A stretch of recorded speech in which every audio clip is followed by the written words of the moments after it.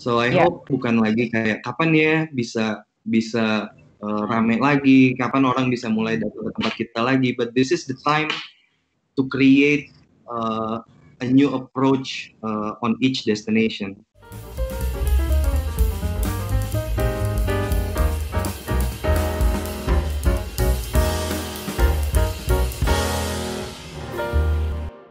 Hi, Keenan, how are you?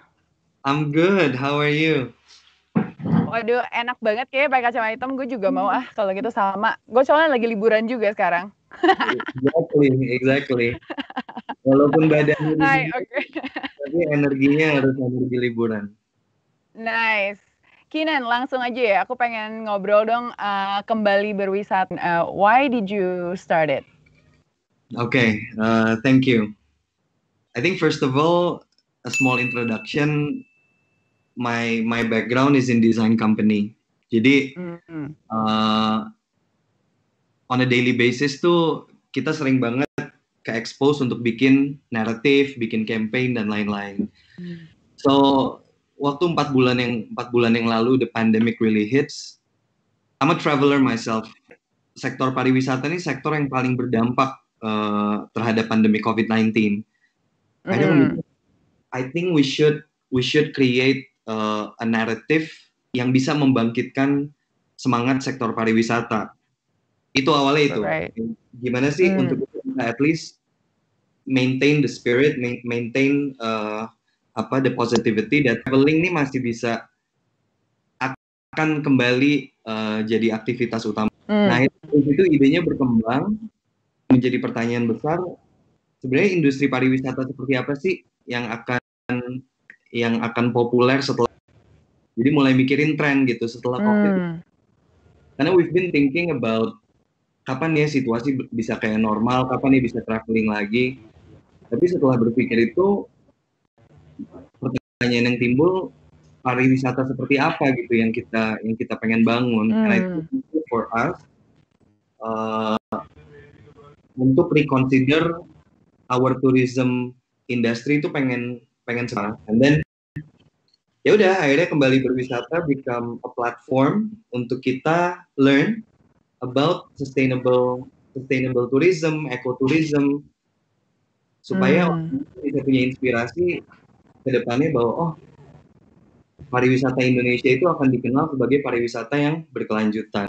The big vision ya behind kembali berwisata bukan hanya memperkenalkan destinasi, tapi kita berusaha melahirkan budaya baru dalam berwisata. That's in a nutshell. Keenan udah pede mulai berwisata lagi nggak sih you yourself, are you okay with that already? Okay. Yes. Jadi even 3 weeks ago we took a trip, kita keluarga, my wife, kita ke Ciwidey. Karena kita pikir pengen traveling tapi masih belum confidence untuk yang terlalu jauh atau yang harus pakai pesawat dan lain-lain. Ada udah kita road trip, naik mobil berempat, stay for a day. And ternyata akhirnya ya ini situasi pandemik ngebikin kita punya budaya baru dalam traveling. Ngeriset lokasinya juga udah lebih ini tempatnya kayak protokol mereka tuh seperti apa. Jadi traveling tetap, cuman lebih conscious jadinya. Oke. Kalau dengerin tadi Pak Irfan, udah mulai pede terbang nggak sekarang? Udah, jadi 3 minggu lagi I'm flying to Bali. Oh gitu, udah berani juga. Oke. Tadi soalnya kan Pak Irfan ngobrol soal safety, security gitu ya, udah lebih terjamin dari apa? Oke. You know, my question is also gini sih, kalau menurut Keenan kan liburan itu kan bukan sesuatu yang sebenarnya kayak primary need ya, or is it actually a primary need, right? Maksudnya kalau kita, I think we're quite privileged that we can actually take that time untuk beneran liburan berwisata gitu, but it's not, right? So should we really take that kind of risk, at the end of the day untuk liburan? Kalau sampai knock on wood ada apa-apa dan cuma karena liburan, atau karena berwisata, so I don't know. What do you think about that?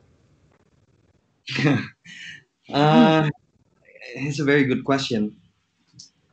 Sebenarnya gini sih, kalau soal traveling, everybody will have different opinion ya. But for myself, is a very primary thing to do. Gitu. We only live sekali seumur hidup, and Okay. different people to see different kind of environment, different kind of culture. It's such a waste gitu. Jadi I work so hard to be able to travel. Tujuannya sebenarnya itu. And then, kalau misalnya soal safety dan soal health, I think selama riset kita udah benar, ya, dan jangan take it lightly gitu. Kita betul-betul harus commit sama prosedurnya. Harusnya aman-aman aja sih. Right. Kebetulan my own experience ini baru pertama kali setelah 6 bulan kali yang keluar dari rumah, dan akhirnya pertama kalinya coba berwisata tadi dengan cara Kinan tadi kayak jalan darat gitu. Terus aku sekarang lagi ada di Sukabumi. Beneran harus swab test gitu. Sebelum allow masuk ke dalam lodge-nya juga harus swab test dulu. Which is ini kan sesuatu yang of course sebelumnya nggak terjadi ya, dan ternyata sakit ya guys, tapi ya memang perlu gitu ya untuk melakukan swab test. Nah, interestingly juga sekarang ini kan kita ngomong kalau namanya berwisata domestic traveling ya, dan even travelersnya pun juga domestic gitu. Kita nggak bisa rely like borders yang masih di close. So how do you try to influence more domestic travelers? Because you are an impactor, you are an influencer gitu kan. Maksudnya what you say itu can move a lot of people. So how have you been doing that? Ya, jadi apa ya? I think growing up, I was told that we live in the most beautiful country. Itu dari kecil Indonesia tuh indah, dari lautnya, pegunungannya. Jadi udah ada doktrin itu gitu loh growing up. Tapi sometimes ya itu, kita selalu punya tendensi untuk yang di luar lebih bagus atau lebih penasaran. Nah, sedangkan I see, especially after this pandemic, itu ada tiga poin yang aku rasa domestic destination nih punya opportunity to really make it in the tourism industry. Karena pertama, gara-gara pandemic, sustainability yang tadinya mungkin kita lihat sebagai alternatif atau sebagai tren, ini udah nggak main-main gitu. Kayak we need to make sure destinasi wisata yang akan kita visit itu menerapkan konsep sustainability. Itu pertama. Kedua, over tourism. Dulu kita pengen, we want to go to Japan, we want to go to New York, we want to go to America. Sekarang tuh tren tempat yang lagi. And we have all that secluded destination gitu di Indonesia. Kita punya. Dan ketiga, soal kesehatan mental dan kesehatan fisik. Gitu. Nah, how this three approach of tourism tuh bisa dimanfaatkan sama domestic destination tuh untuk jadi jagoannya mereka. So I hope bukan lagi kayak kapan ya bisa rame lagi, kapan orang bisa mulai datang ke tempat kita lagi, but this is the time to create a new approach on each destination. Okay. Speaking of which, aku interested. Tadi Kinan juga udah bahas soal, I want to create this narrative yang benar-benar bisa, membangun sebuah budaya baru lah ya, and like how people relook at that. Nah, interestingly kalau kita ngomongin naratif atau campaign soal tourism, kita biasanya ingat lagi tourism kayak dulu campaign pariwisata Indonesia gitu ya, untuk memajukan pariwisata Indonesia. Kan banyak sebenarnya dipegang sama pemerintah. Nah sekarang aku sendiri juga nggak tahu gitu ya kampanyenya kita sendiri tuh apa sih Indonesia, what is Indonesia tourism itu stands for apa gitu. Karena kalau Malaysia kita tahu gitu, semua orang pasti masih ingat. Coba kalau Kinan hafal kan Malaysia apa kampanyenya gitu kan. Exactly. Nah kalau what do you think about our campaign for our national tourism ya, karena aku nggak tahu message-nya sekarang apa, berubah-berubah. So, shed us some light. Yeah. If I had the opportunity to create a national campaign for tourism, ini since kita I would change Wonderful Indonesia to Paradise on Earth. Kayak Indonesia Paradise on Earth, where we celebrate diversities, where we celebrate extraordinary culinary experience. We have the mountains, we have the beach. This is the paradise on earth. Gitu. Udah bukan lagi jargon-jargon yang hanya kata sifat gitu. Tapi ini personal ya. I believe the future of this country itu would be on tourism. Karena if we see negara-negara lain, they have a very specific strategy on how they wanna gain power gitu globally. Misalnya kayak China, let's say with its manufacture, and then how Korea really focus on gitu. Secara spesifik, and Singapore with its the business port of Asia gitu. Nah, what really interest me itu kalau ditanya, menurut lo Indonesia tuh bisa maju melalui apa? Dan kita punya 3 gitu. Kita punya alam yang indah. Itu pertama, we all know. Kedua, kita punya seni budaya yang luar biasa kompleks, yang people are fascinated, sangat santun, dan akhirnya hospitality is in our blood gitu. Even fun facts ya, the idea we've been sending almost 10 million people a year, if I'm not mistaken, itu untuk jadi TKW kayak di Brunei, di Saudi Arabia. Kalau lihat dari perspektif lain, berarti hospitality itu emang udah di jiwa kita. Kenapa nggak kita put all that to work in tourism industry gitu? Jadi udah gitu, kayak Indonesia tourism, tapi asasnya ya seni budaya, asasnya keberlanjutan, manusianya juga di track.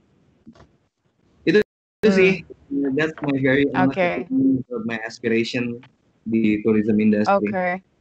So we're coming towards the end of the session gitu. Kinan, tadi kita udah ngobrol liburan kayak kemarin I had to do a swab test gitu kan.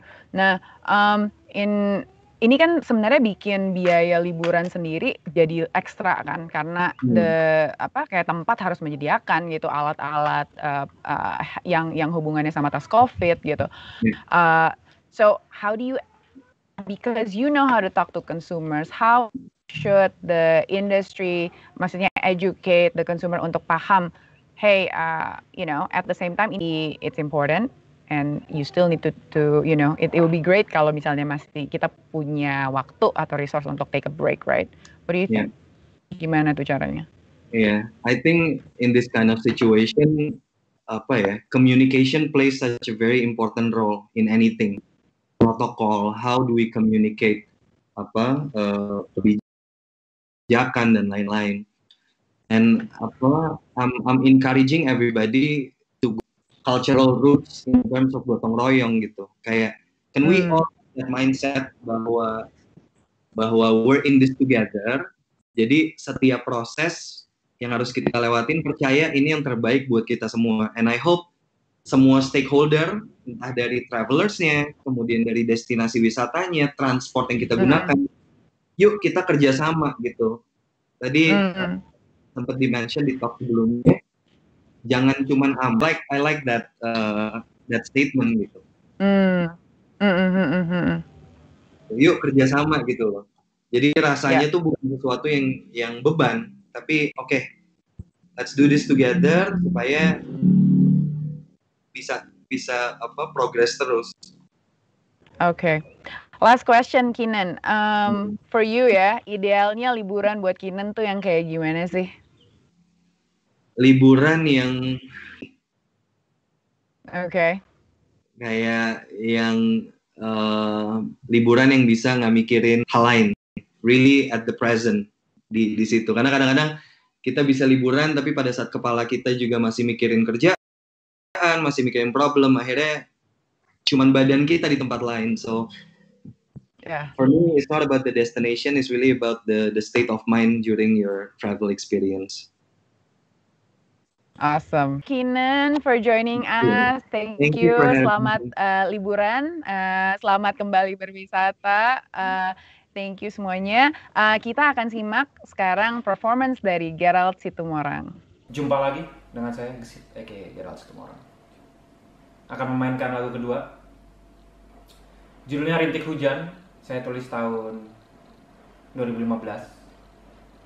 Khusus untuk main duet dengan Sri Hanuraga. Albumnya baru rilis tahun lalu, judul album Meta. Cuma kali ini spesial untuk Kata Stroke, akan memainkan sendiri dengan Gesit juga nanti.